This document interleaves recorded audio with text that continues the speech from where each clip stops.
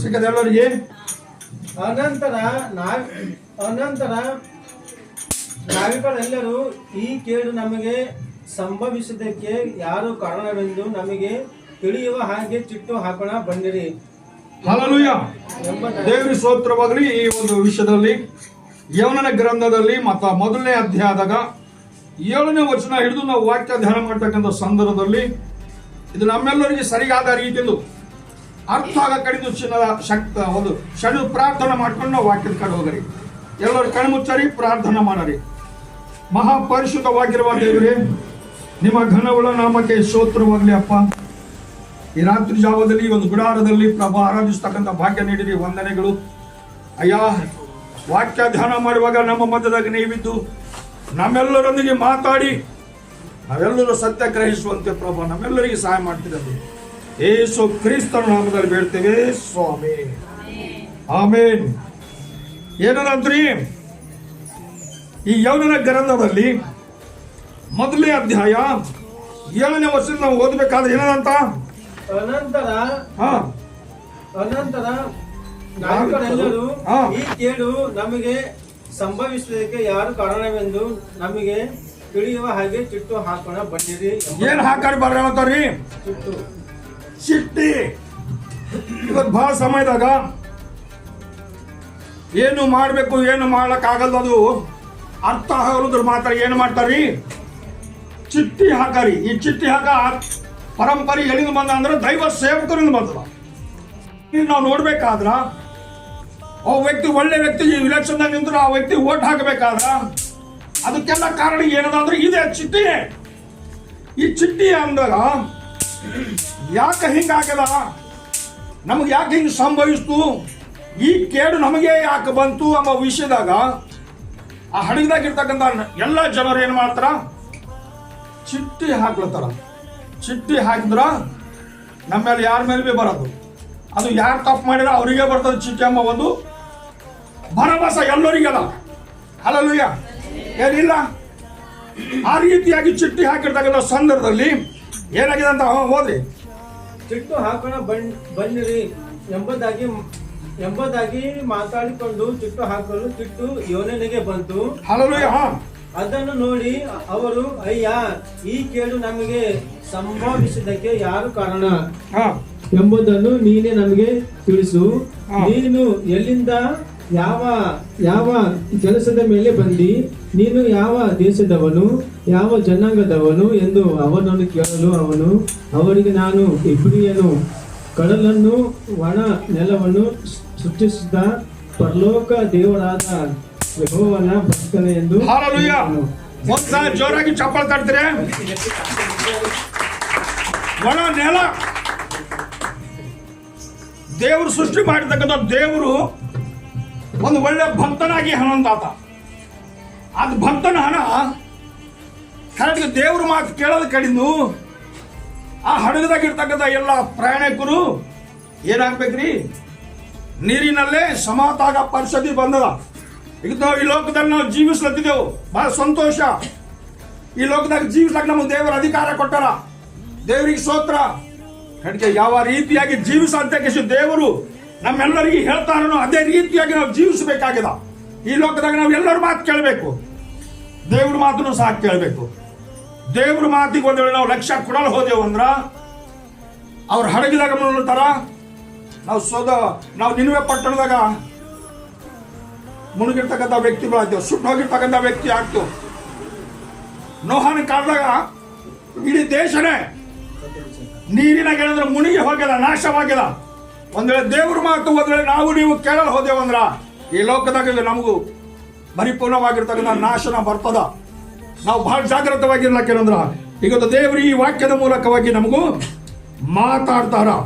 ಆದ್ರೆ ಈ ವಿಷಯದಲ್ಲಿ ನೋಡ್ಬೇಕಾದ್ರ ಏನ್ ಮಾಡ್ತಾರಂತ ಏನ್ ಕೊಟ್ಟು, ಇವನು ಯೆಹೋವನ ಸನ್ನಿಧಿಯಿಂದ ಓಡಿ ಬಂದವನು ಎಂಬುದನ್ನು ಅವನು ಮೊದಲು ಹೇಳಿದ ಒಂದು ಮಾತಿನಿಂದ ಆ ಜನರು ತಿಳುಕೊಂಡಿದ್ದರು. ಹಲ್ಲೆಲೂಯಾ. ಈ ಮಾತು ಮೊದಲೇ ಹೇಳಕ್ಕೆ ನಾವು ವ್ಯಕ್ತಿ ಯಾರು, ಹಡಗ ಮುಳುಗ್ಲತ್ತದ, ಹಡಗದಾಗ ವಜ್ಜಿ ಹೆಚ್ಚಾಗ್ಯದನು, ಅಂತ ಇರ್ತಕ್ಕಂಥ ಎಲ್ಲ ಸಾಮಾನುಗಳು ಬಿಸಾಡಿ ಬಿಟ್ಟಾರ ಸಮುದ್ರದಾಗ. ಕೊನೆಗೆ ಬರ್ಬೇಕಾದ್ರ ಅವ್ರಿಗೆ ಅರ್ಥ ಆಗ್ಯದ ಸಾಮಾನೆಲ್ಲ ಸಮುದ್ರದಾಗ ಬಿಸಾಡಿದ ಮೇಲೆ ಅವಾಗ ಅವ್ರಿಗೆ ಅರ್ಥ ಆಗ್ಯದ, ಇಲ್ಲ ಇಲ್ಲ ಇಲ್ಲ, ಇದು ಭಾರ ಸಾಮಾನಲ್ಲ, ಈ ಭಾರ ನಮ್ಮದಲ್ಲ, ಈ ಭಾರ ದೇವರಿಗೆ ಒಬ್ಬ ವಜ್ಜಿ ಆಗಿರ್ತಕ್ಕಂಥ ವ್ಯಕ್ತಿ ಇದ್ರೆ ಹಣ, ಆ ವ್ಯಕ್ತಿ ಯಾರ ಹಣ ಗೊತ್ತಿಡಬೇಕಾದ್ರ ಇವತ್ತು ನಾವು ಏನು ಮಾಡ್ಬೇಕಂದ್ರ ನಾವು ಚಿಟ್ಟಿ ಹಾಕಬೇಕು.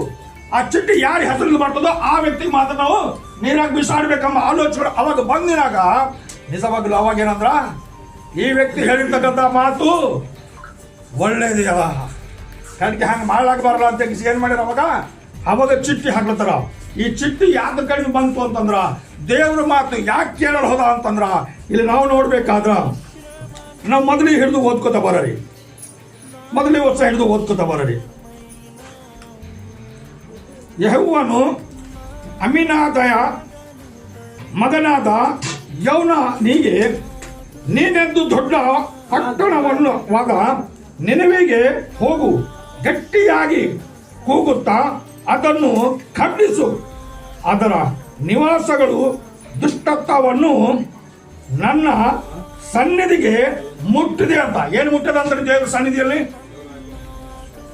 ದುಷ್ಟತನ, ಮನುಷ್ಯರ ಬಲ್ಲಿರ್ತಕ್ಕಂಥ ಗರ್ವ ಅಹಂಕಾರ, ಮನುಷ್ಯರಿರ್ತಕ್ಕಂಥ ಮೊಂಡುತನ, ಆ ಮನುಷ್ಯರ ಬಲ್ಲಿರ್ತಕ್ಕಂಥ ಮೈಗಳ್ತನ, ದೇವರು ಸೃಷ್ಟಿ ಮಾಡ್ತಕ್ಕಂಥ ಸೃಷ್ಟಿಗೆ ಅವಮಾನ ಪಡಿಸ್ತಕ್ಕಂಥ ಈ ಜನರಿಗೆ ಏನಂತಂದ್ರ ಶಿಕ್ಷೆ ಕೊಡ್ಲಕ ಹೇಳದ್ ಕೇಳಿದ್ರೆ ಶಿಕ್ಷೆ ಕೊಟ್ಟರ ಸರಿಗ ಅನ್ಸಲ್ಲ. ಏನ್ ಸರಿಗ ಅನ್ಸದ? ಅದಕ್ಕೆ ಯವ್ನಾಗ ಏನ್ ಹೇಳ, ಯವ್ನ ನೀನ ಪಟ್ಟಣಕ್ಕೆ ಹೋಗಿ ಒಂದು ಸಲ ಅವ್ರಿಗೆ ನೀ ಖಂಡಿಸು ಅಂತ ಹೇಳಿ ಹೇಳ್ಯಾರ. ಆ ಖಂಡಿಸು ಅಂತ ಹೇಳಿ ಹೇಳಿನಾಗ ಆ ವ್ಯಕ್ತಿ ಎಲ್ಲಿಗೆ ಹೋಗ್ಬೇಕ್ರಿ? ನಿನ್ವೆ ಪಟ್ಟಣಕ್ಕೆ ಹೋಗ್ಬೇಕು. ಏನ್ ಬೇರೆ ಕಡೆ ಹೋಗ್ಬೇಕು? ನಿನ್ವೆ ಪಟ್ಟಣಕ್ಕೆ ಹೋಗ್ಬೇಕು. ಕರೆಕ್ಟ್ ಆ ವ್ಯಕ್ತಿ ಎಲ್ಲಿಗೆ ನಡೆದನ? RCC ಹೊಡೆಗ ಹಿಡ್ದಾನ. ಇವತ್ತು ನಮ್ಮ ಪರಿಸ್ಥಿತಿ ಅದೇ ಹಂಗೆ ಅದೇನೋ. ನೀ ಚರ್ಚಿಗೆ ಹೋಗಂದ್ರ ಹೋಗಲೇವೇನೋ, ಕೂತು ಮನೆಗೆ ಪ್ರಾರ್ಥನೆ ಮಾಡಂದ್ರೆ ಮಾಡಲೇವೇನೋ. ಒಬ್ಬ ವ್ಯಕ್ತಿ ಕಷ್ಟದಾಗಿದ್ರೆ ಆ ವ್ಯಕ್ತಿಗೆ ಸಹಾಯ ಮಾಡು, ಆ ವ್ಯಕ್ತಿಗೆ ವ್ಯವಸ್ಥೆ ಮಾಡು ಅಂತಂದ್ರೆ ಒಂದ್ ವೇಳೆ ನಾವು ಮಾಡಲೇವೇನು? ಆ ಪರಿಸ್ಥಿತಿ ನಮಗೂ ಇಂಥ ಪರಿಸ್ಥಿತಿ ಬರ್ಬೋದು. ಸ್ವಂತ ಹೆಂಡರು ಮಕ್ಕಳಿಗೆ ಬಿಟ್ಟು ಓಡೋ ಪರಿಸ್ಥಿತಿ ಬರ್ಬೋದು. ಸ್ವಂತ ತಾಯಿ ತಂದೆಗೆ ಬಿಟ್ಟು ಓಡೋ ಪರಿಸ್ಥಿತಿ ಬರ್ಬೋದು. ಎಲ್ಲಿ ನಮಗೆ ಸುಖ ಶಾಂತಿ ಇದೆ ಆ ಜಾಗದಾಗಿದ್ದು ನಾವು ಬಿಟ್ಟು ಓಡಿ ಹೋಗೋ ಪರಿಸ್ಥಿತಿ ಬರ್ಬೋದು. ಯಾಕೋ ಗೊತ್ತಾ? ದೇವ್ರ ಮಾತು ಕೇಳೋದು ಕಡೆಗೆ ಓಡೋ ಪರಿಸ್ಥಿತಿ ಬರ್ತದ. ಯವ್ನ ಯಾರ ಮಾತು ಕೇಳೋ ಹೊಂಟಾರ? ದೇವ್ರ ಮಾತು ಕೇಳಂತೆ ಅಂತ ಅಂದ್ಕೊಳತಾರ. ಯಾಕಂದ್ರ ದೇವ್ರು ಏನಂತಂದ್ರ ನಿನ್ವೆ ಪಟ್ಟಣಕ್ಕೆ ಹೋಗಂತಂದ್ರ ಈತನಂದ್ರ ಈ ಕಡೆ ನಡುವ ತಾರ್ಶಿಷಿಗೆ ಕಡೆಗೆ ಅದು ದೇವ್ರಿಗೆ ಇಷ್ಟ ಇಲ್ಲ. ಅದ್ರ ಕಡೆಯಿಂದ ದೇವ್ರು ಏನ್ ಮಾಡಿರ? ಆ ಸಮುದ್ರದ ಹೋಗ್ತಕ್ಕಂಥ ಹಡಗಕ್ಕೆ ದೇವರು ಎಲ್ಲಿಸ ಅವಾಗ ಬುದ್ಧಿ ಯಾವಾಗ ಬಂದದ? ಮಹಾ ಭಯಂಕರವಾಗಿರ್ತಕ್ಕಂಥ ಸಮಸ್ಯೆಗಳು ಬಂದಿನಾಗ ಆ ಸಮುದ್ರದಾಗ ಅದಕ್ಕೆ ಬಿಸಾಡುವಂತದಾಗ ಅವ್ರು ಬೀದಿಲ್ಲ. ಯಾಕೋ ಗೊತ್ತಾ? ಅದು ಪಾಪ ನಮ್ಮ ಮೇಲೆ ಬರ್ತದ, ಅದಕ್ಕೆ ಲೆಕ್ಕ ನಾವು ಕೊಡ್ಬೇಕಾಗ್ತದ. ನಾವು ಹಂಗೆ ಬೀಡಲ್ಲೇವು ಅಂತ ಚಿಟ್ಟಿ ಹಾಕಿನಾಗ ಆ ಚಿಟ್ಟಿ ಆ ವ್ಯಕ್ತಿ ಹೆಸರು ಮೇಲೆ ಬಂದಿನಾಗ ಅವಾಗ ಎಲ್ಲರೂ ಆನಂದಿಸ್ಯಾರ. ಈಗ ನಾವು ನಿನಗೆ ಭೇಟಿ ಆಗ್ತೀವಿ, ಏನಿಲ್ಲ, ಈಗ ನಾವು ಖಂಡಿತವಾಗಿ ನಿನಗೆ ಭೇಟಿ ಆಗ್ತೇವೆ. ಯಾಕಂದ್ರೆ ದೇವ್ರ ಚಿತ್ತ ಅದು ಅಂತ ದೇವ್ರಿಗೆ ಏನಂತಂದ್ರ ಆ ವ್ಯಕ್ತಿಗೆ ಬಿಸಾಡಿ ಸಮುದ್ರ ಬೀಳ್ತಿರ್ಗಿ ಏನಾಗ್ಯದ್ರಿ? ಅಲ್ಲ ಕೊಲ್ಲ ಆಗ್ತಕ್ಕಂಥ ಸಮುದ್ರ ಶಾಂತ ಆಗಿ ಹೋಗ್ಯದ. ದೇವ್ರ ಕೋಪ ಶಾಂತ ಆಗಿ ಹೋಗ್ಯದ. ಅವಾಗ ಅದ್ರಾಗಿರ್ತಕ್ಕಂಥ ಜನರು ನಿಶ್ಚಿಂತವಾಗ್ಯಾರ. ದೇವ್ರ ಹಾರ, ದೇವ್ರು ಎಲ್ಲ ನೋಡತ್ತಾರ. ದೇವ್ರ ಅನ್ಯಾಯ ಮಾಡತ್ತಲ್ಲ, ದೇವ್ರ ನ್ಯಾಯಸ್ಥಾನ ಅಂತ ಹೇಳಿ ಚಂದ್ರ ಎಷ್ಟು ಆನಂದ ಪಟ್ಕಸಿ ಅಂತಂದ್ರ ಅದರಲ್ಲಿ ಎಲ್ಲರೂ ಏನ್ ಮಾಡಿರ್ಬೋದ್ರಿ? ಇವನ ಸಮುದ್ರದಾಗ ಹೋದ, ಇವ್ರು ಮಾತ್ರ ದೇವ್ರಿಗೆ ಆರಾಧನೆ ಮಾಡಕ ಪ್ರಾರಂಭ ಮಾಡಿರ್ಬೋದು. ಏನಂತಂದ್ರಿ? ನಾನು ಇಬ್ರಿಯ ಯಾಕೆ ಕೊಲದ ಗೊತ್ತ? ಇಬ್ರಿಯರು ಇಬ್ರಿಯರು ಇಬ್ರಿಯರ ಮಕ್ಕಳು ಹೆಂಗಿರ್ತಾರೆ ಗೊತ್ತಾ? ಐಗುಪ್ತ ದೇಶದಾಗಿರ್ತಕ್ಕಂಥ ಜನರಿಗೆ ಖೂನಾದ. ಇಬ್ರಿಯರು ಹೆಂಗಿರ್ತಾರ? ಹೆಣ್ಮಕ್ಳು ಹೆಂಗಿರ್ತಾರ? ಗಂಡು ಮಕ್ಕಳು ಹೆಂಗಿರ್ತಾರ? ಬಹಳ ಚುರುಕವಾಗಿರ್ತಾರ. ಕಡಿಕೆ ಇದ್ದಿದ್ದವಾಗಿ ನಾವು ಚುರುಕವಾಗಿ ನಮಗ್ ಕಾಪಾಡ್ಕೊಂಡು ಇನ್ನೊಬ್ಬರಿಗೆ ನಾವು ಕಾಪಾಡ್ಲಕ ಸಾಮರ್ಥ್ಯ ಅಂತ ಬುದ್ಧಿ ಅಂತ ಜ್ಞಾನ ಅದನ್ನ ನಮ್ಮಲ್ಲಿ ದೇವ್ರು ಕೊಟ್ಟಿರ್ತಕ್ಕಂಥ ಎಲ್ಲ ಸಾಮರ್ಥ್ಯ ನಮ್ಮಲ್ಲದ ಕರೆಗೆ ನಾವು ನಮಗೆ ಆತಕ ಅಂತಕ್ಕೆ ನಾವು ನಿರಾಶೆ ಮಾಡ್ಕೊಂಡ್ರ ನಮಗೆ ಇರ್ತಕ್ಕಂಥ ಅವಕಾಶಗಳು ನಾವು ಕಳ್ಕೊತಿದ್ದೆವು. ಕಳ್ಕೊಂಡು ಏನಾಗ್ಲತ್ತೇವೆ ಅಂತಂದ್ರ ನಾವು ನೀವು ದೇವ್ರ ಮಗ ಆಗ ಸಮಯದಲ್ಲಿ ನಾವು ಶಾಪ ಕ್ರೈಸ್ತರಾಗ್ಲತ್ತಿದ್ದೆವು, ನಾವು ಶಪಿಸಲ್ಪಟ್ಟಂತ ಜನರಾಗ್ಲತ್ತಿದ್ದೆವು. ಈ ಶಾಪಗಳನ್ನು ಬಿಡುಗಡೆ ಹೊಂದಲಕ್ಕೆ ಈ ಲೋಕದಾಗ ಏನಂತಾರೆ, ಈ ಸತ್ಯವೇದ ಬೈಬಲ್ ದೇವರು ಇರ್ತಾರ. ಹಲ್ಲೆಲೂಯಾ. ಏನಿಲ್ಲ, ಈ ಬೈಬಲ್ ಓದ್ತಕ್ಕಂಥ ಅನೇಕ ಸಹೋದರರು ಅವ್ರ ಸಮಸ್ಯೆಗಳನ್ನು ಬಿಡುಗಡೆ ಹೊಂದ್ತಾರ, ಕಷ್ಟಗಳನ್ನು ಬಿಡುಗಡೆ ಹೊಂದ್ತಾರ, ಆಪತ್ತುಗಳನ್ನು ಬಿಡುಗಡೆ ಹೊಂದ್ತಾರ, ಅವಮಾನಗಳಿಂದ ಬಿಡುಗಡೆ ಹೊಂದ್ತಾರ. ಹಲ್ಲೆಲೂಯಾ. ಏನಿಲ್ಲ, ಈ ವಿಷಯದಲ್ಲಿ ನಾವು ನೋಡ್ಬೇಕಾದ್ರೆ ನಿಜವಾಗ್ಲು ಅದ್ಭುತವಾಗಿರ್ತಕ್ಕಂಥ ಆಶೀರ್ವಾದಗಳು ಇದರಲ್ಲಿ ಬೈಬಲ್ನಲ್ಲಿ ಅವ. ಈ ಬೈಬಲ್ ಯಾರಾದ್ರೂ ಕೈದಾಗ ಹಿಡಿದವರು ರಕ್ಷಣೆ ಹೊಂದಲತ್ತಾರ, ನಿತ್ಯ ಜೀವ ಹೊಂದಲತ್ತಾರ, ತನ್ನ ಕುಟುಂಬ ಸಹಿತವಾಗಿ ಸಂತೋಷಕರವಾಗಿರ್ತಕ್ಕಂಥ ಜೀವಮಾನ ಮಾಡಲಕ್ಕ ಎಲ್ಲರೂ ಇಷ್ಟಪಡಿದ್ದಾರ. ಯಾಕೆ ಗೊತ್ತಾ, ನೀವು ದೇವರಿಗೆ ಪ್ರೀತಿ ಮಾಡಿದ್ರೆ ದೇವರು ನಿಮಗೆ ಪ್ರೀತಿ ಮಾಡ್ತಾರ. ಒಂದ್ ವೇಳೆ ಕುಟುಂಬದಾಗ ನೀವು ಒಬ್ಬರು ದೇವರಿಗೆ ಪ್ರೀತಿ ಮಾಡ್ತೀರಿ ಅಂದ್ರ ದೇವರು ನಿಮ್ಮ ಮನೆ ಮಂದಿಗೆಲ್ಲ ಪ್ರೀತಿ ಮಾಡ್ತಾರ. ಏನ್ ಮಾಡಲ್ಲ, ಒಬ್ಬರಿಗೆ ಮಾಡ್ತಾರ. ಯಾಕೆ ಗೊತ್ತಾ, ಆ ಒಬ್ಬ ವ್ಯಕ್ತಿ ಪ್ರೀತಿ ಮಾಡ್ತಾರಲ್ಲ, ಆ ವ್ಯಕ್ತಿ ಅವರೆಲ್ಲರಿಗೆ ಪ್ರೀತಿ ಮಾಡಕಂಡು ದೇವರು ಅವರೆಲ್ಲರಿಗೆ ಕಾಪಾಡ್ತಾರ. ಹಲ್ಲೆಲೂಯಾ. ಈ ಪ್ರೀತಿ ನಾವು ಕಳ್ಕೋಬೇಕಾಗಿದೆ, ಈ ಪ್ರೀತಿಯಲ್ಲಿ ನಾವು ಜೀವಿಸಬೇಕಾಗಿದೆ. ಅವಾಗ ದೇವರು ವಿಶೇಷಕರವಾದ ಸಹಾಯ ಮಾಡಿ ನಮ್ಮೆಲ್ಲರಿಗೆ ಬಲಪಡಿಸಲ್ಲ. ಏನು ಬಲಪಡಿಸಲ್ಲ? ಅದ್ಭುತವಾದ ಆಶೀರ್ವಾದಗಳು ಈ ಬೈಬಲಲ್ಲಿ ಅವ. ಇನ್ನೊಂದು ವಾಕ್ಯ ಹೋದರೆ ಇದನ್ನ ಪರಿಪೂರ್ಣವಾಗಿ ನಾನು ಮುಗಿಸ್ಬೇಕಂದಿದ, ಸಮಯ ಇಲ್ಲ, ಸಮಯ ಕಡಿಮೆ ಅದ, ಸಮಯ ಇಲ್ಲ. ಯಾಕಂದ್ರೆ ನೀವು ಎಲ್ಲರೂ ಹಜ್ಜಿರ್ಬೋದು, ನೆಡ್ಸಿರ್ಬೋದು, ನಿಧಿ ಹೊಂದಿರ್ಬೋದು ಅಲ್ಲ. ಅದಕ್ಕೆ ನಾನು ಹೆಚ್ಚಿಗೆ ಹೇಳಲ್ಲ. ಏನೋ ಒಂದು ವಾಕ್ಯ ಹೇಳಿ ನಾನು ಮುಗಿಸ ಮಾಡ್ತೇನೆ. ಲೂಕನ್ ಬರೆದ ಸುವಾರ್ತೆಯಲ್ಲಿ ಲೂಕ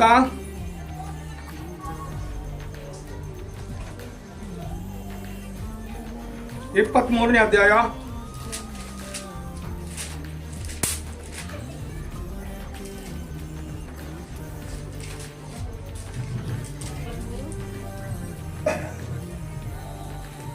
ಲೂಕನ್ ಬರೆದ ಸುವಾರ್ತೆಯಲ್ಲಿ 23ನೇ ಅಧ್ಯಾಯದಾಗ 34ನೇ ವಚನದಿಂದ ಹೋದರೆ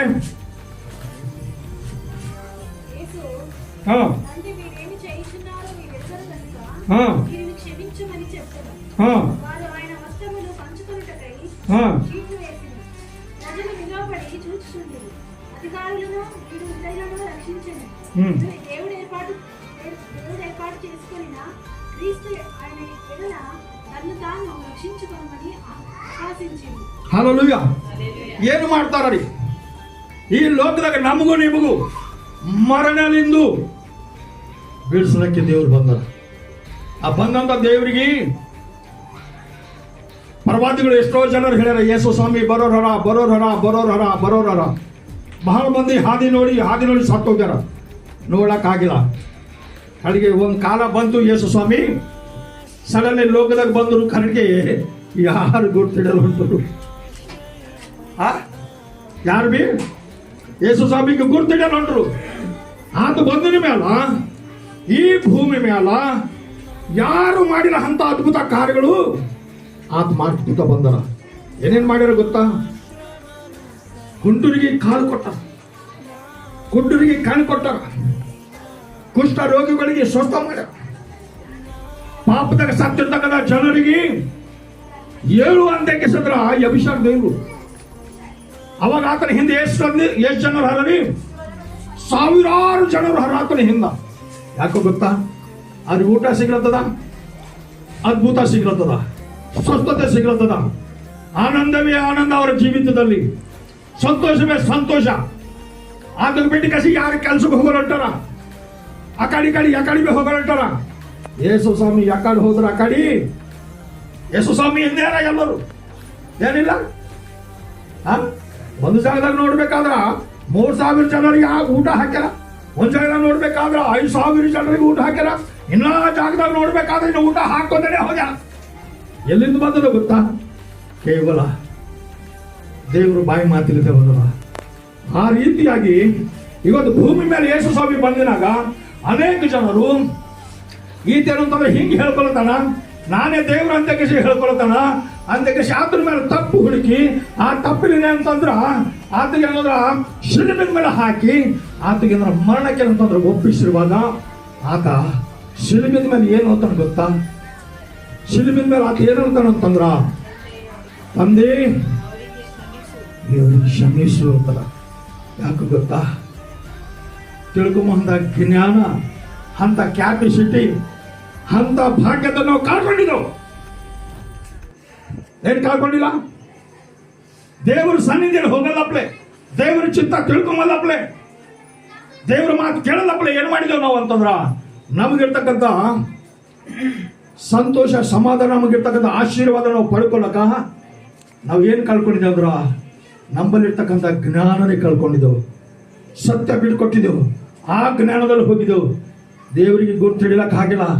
ದೇವ್ರು ಹೇಳ್ತಾರ ಶಿಲುಬೆಯ ಮೇಲ ಒಬ್ಬ ಕಳ್ಳ ಹೇಳ್ತಾನ, ಸ್ವಾಮಿ ನಿನಗೆ ನೀ ಬೆಳೆಸ್ಕೊ, ನಮಗ್ ಬಿ ಬೆಳೆಸು, ಇದ್ರ ಮೇಲೆ ನಾವು ಅಧಿಕಾರ ನಡೆಸರಿ ಹೇಳ್ತಾರ. ಇನ್ನೊಬ್ಬ ಹೇಳ್ತಾನ, ಸ್ವಾಮಿ ನಾವು ಇಲ್ಲ ತನಕ ಮಾಡಿದ ತಪ್ಪುಗಳು ಸಾಕು, ನೀ ನಮಗೆ ಬಿಡಿಸಲು ಹೋದ್ರೆ ಬಿ ಪರವಾಗಿಲ್ಲಯ್ಯ, ನೀ ಪರಲೋಕ ರಾಜ್ಯದಾಗ ಹೋಗಿನಾಗ ನನಗೊಂದ್ಸಲ ನೆನೆಸ್ಕೊ ಸ್ವಾಮಿ ಹೇಳ್ತಾರ. ಯೇಸು ಸ್ವಾಮಿ ಏನಂದ್ರೆ ಶಿಲುಬೆಯ ಮೇಲ ಅಲ್ಲಿ ಹೋಗಿ ನೆನ್ಸೋದು ಬೇಡ, ಈಗ ನೀ ನನ್ನ ಜೊತೆಲಿ ಪರದೇಶಿ ನಡಿ ಅಂದಲ್ಲ.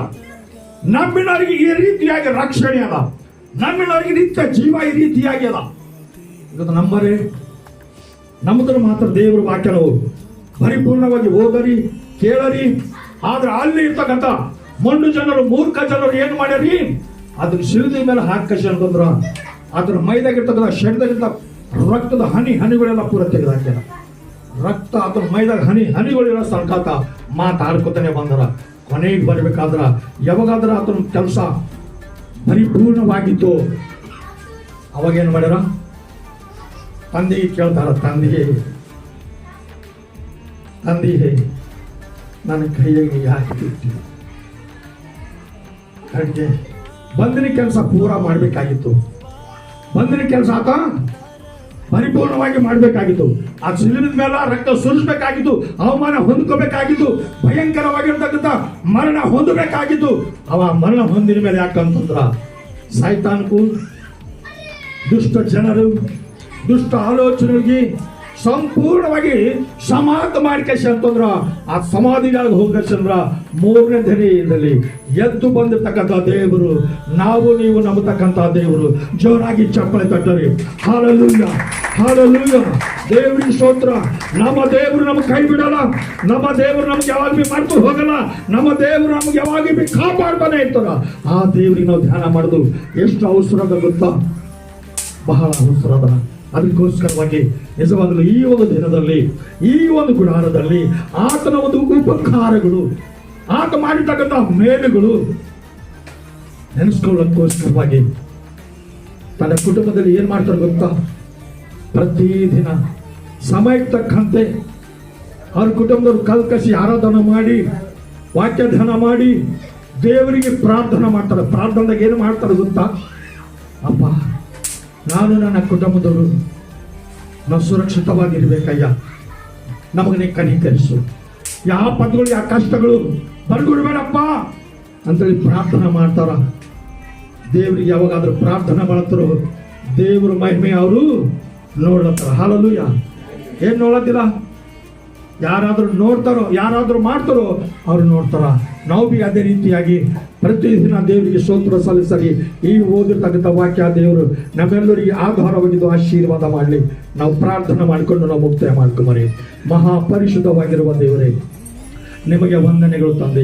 ಈ ರಾತ್ರಿ ಜಾವದಲ್ಲಿ ಅಯ್ಯ, ಈ ಗುಡಾರದಲ್ಲಿ ಪ್ರಭಾ ಅದ್ಭುತವಾದ ಆರಾಧನೆ ಮಾಡಲಿಕ್ಕೆ ಸಹಾಯ ಮಾಡಿರಿ. ಸ್ತೋತ್ರ.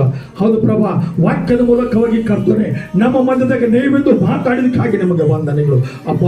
ಹೌದು ಕರ್ತನೆ, ಯವನ ಹಣಗದಲ್ಲಿ ಸ್ವಾಮಿ ಯಾವ ರೀತಿಯಾಗಿ ಪ್ರಭಾ ಬಿಸಾಡಲ್ಪಟ್ಟು ಪ್ರಭಾ ಈ ಲೋಕದಲ್ಲಿ ನಾವು ಸ್ವಾಮಿ ಇರುವಾಗ ಮಾನ ಮರ್ಯಾದೆಲಿಂದು, ಪ್ರೀತಿ ಪ್ರೇಮಲಿಂದು ನಾವು ಬಿಸಾಡ ತಡಬೇಡ ಪ್ರಭಾ.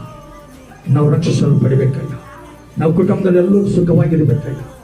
ಈ ವಾಕ್ಯದ ನಿಮಿತ್ತವಾಗಿ ಕೇಳಿರ್ತಕ್ಕಂಥ ಪ್ರತಿ ಸಹೋದರ ಸಹೋದರರ ಕುಟುಂಬದಲ್ಲಿ ಅಯ್ಯ, ಈ ಗುಡಾರದಲ್ಲಿ ಇರ್ತಕ್ಕಂಥ ಸಹೋದರ ಸಹೋದರಿಯವರ ಮಕ್ಕಳಿಗೆ ಅವರು ಹಿರಿಗಳಿಗಾಗಿ ಪ್ರಾರ್ಥಿಸಿದೆ. ವಿಶೇಷಕರವಾದ ಆಶೀರ್ವಾದ ಮಾಡಿ ಎಲ್ಲರಿಗೆ ಸಹಾಯ ಮಾಡಿ ಬಲಪಡಿಸಿದೆ ಎಂದು ಯೇಸುವಿನ ನಾಮದಲ್ಲಿ ಬೇಡಿಕೊಳ್ಳುತ್ತೇವೆ ಸ್ವಾಮಿ. Amen amen. Praise Lord, praise Lord. ಎಲ್ಲರಿಗೂ ವಂದನೆಗಳು.